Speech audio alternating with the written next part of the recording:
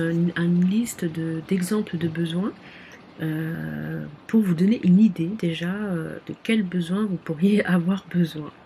Intéressant, c'est la prise de conscience et la verbalisation des besoins qui engendrent nos sentiments et qui permettent d'exprimer ce qui se vit en nous. Pour tout ça, bien sûr, faut connaître aussi le processus, il faut éclaircir tout ça. C'est c'est pas voilà, ça se fait pas du jour au lendemain. Juste aussi faire un rappel par rapport à qu'est-ce qu'un besoin. Un besoin, c'est jamais quelque chose que l'on peut faire. D'accord? C'est ni quelque chose qu'on peut prendre, toucher.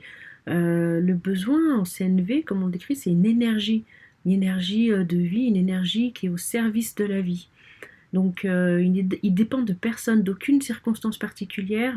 C'est vraiment une énergie en fait, ouais, c'est ça.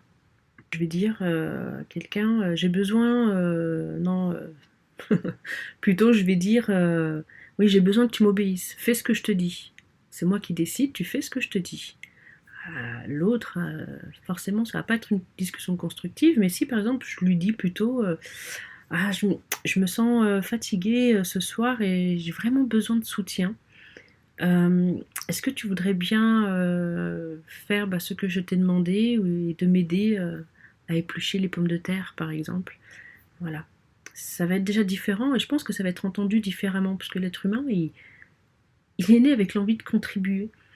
On a ça, de contribuer. Et quand on a une demande comme ça, qu'est-ce que moi, si on me dit ça, oui, j'ai envie de contribuer, j'ai envie de prendre soin et j'ai envie d'être bienveillante.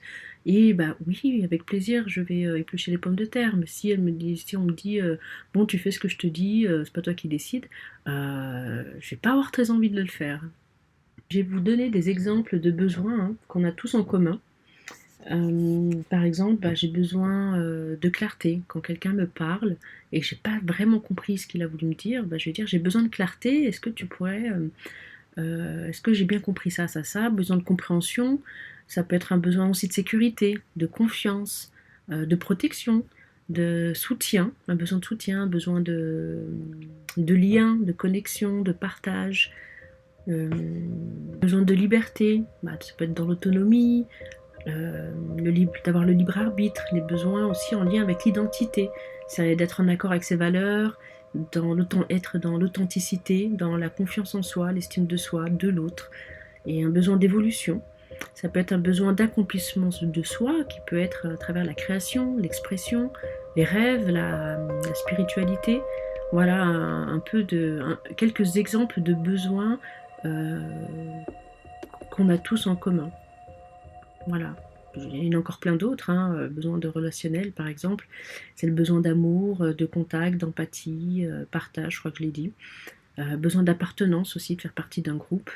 Les besoins de jeu, de ressourcement, besoin de liberté. Ça je l'ai déjà dit, mais je le redis parce que c'est un besoin important pour moi.